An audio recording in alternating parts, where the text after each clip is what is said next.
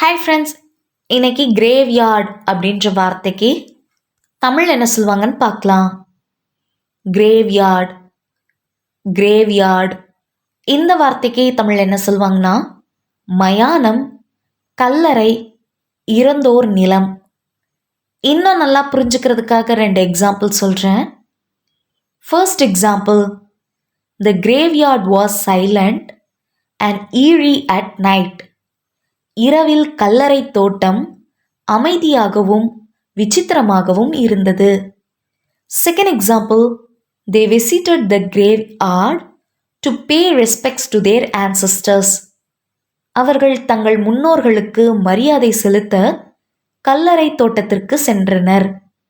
இன்னொரு வீடியோவில் வேறொரு ஆங்கில வார்த்தைக்கு தமிழ் என்னன்னு பார்க்கலாம். அது வரைக்கும் பை.